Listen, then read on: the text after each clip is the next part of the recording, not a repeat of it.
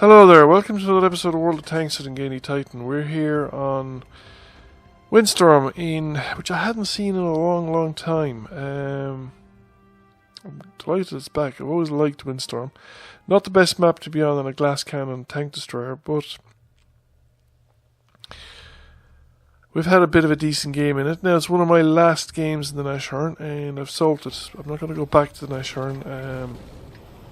So far, I just wanted to kind of recollect where we've been with the Russian or the German tank destroyer lines, and you start out with the Marders at tier 2, varies Marders up to tier 4 I think, and then you have these big boxy tanks with limited gun arc, very slow, very poor concealment, and no armour. Not a lot of hit points either in them. So are they much fun? Well, they're not much fun, but they're not that painful. I think so far, of all the tanks that I've done, they're not the worst. Now, the Stuart Emil is going to be the challenging one because that is the tier 7. So there is a lot of XP to grind before I get to the Rheinmetall Borsig, and I'm kind of looking forward to the Rheinmetall Borsig because it has a fairly good reputation. It was one of the tank destroyers when I first started running across it that completely scared the daylights out of me, because initially I couldn't handle them at all. The 128mm gun, which I think you get early enough of them, I'm not sure what they finish up with, whether that's the ultimate gun or whether there's a bigger one. I know the line gets 150mm guns at some point. But they scared the daylights out of me because this was a huge gun and you'd run into it, so tier 6s.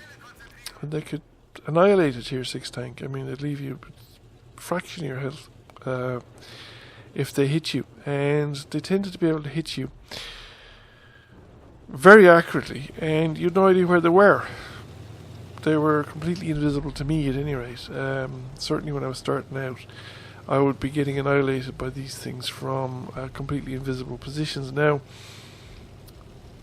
tank destroyers were nerfed last year, springtime sometime.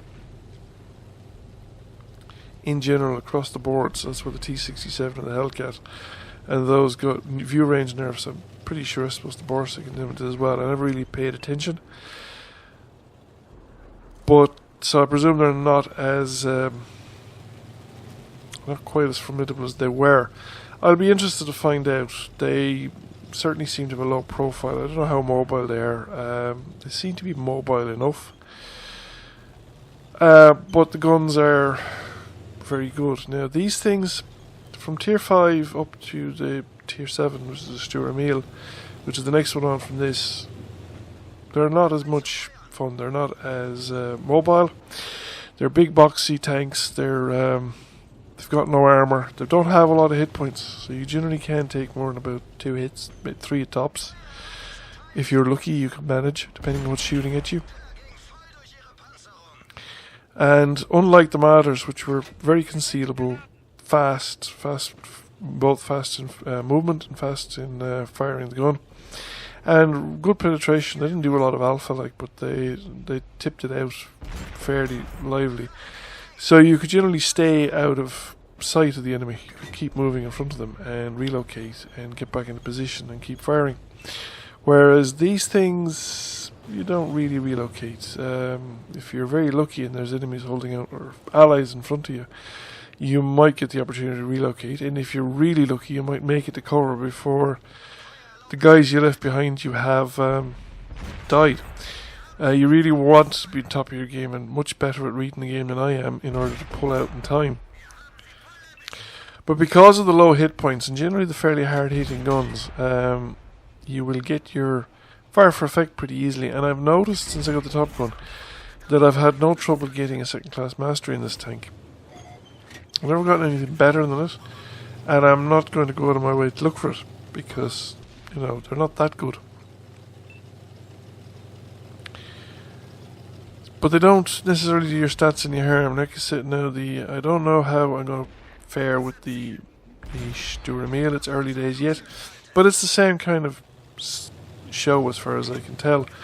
You just got to be patient with it and put up with the fact that you're going to have a lot of wipeout games and a lot of bad games where you don't make it, and then you'll have games where the terrain will suit you, where you're on an open battlefield, and where the team will actually deploy in such a way that you can actually take advantage of this open battlefield. This is one of the harder things in the current game, is that there's no guarantee that your team will disperse in any kind of useful fashion in any given game, even if the map is suitable for the tank you're driving.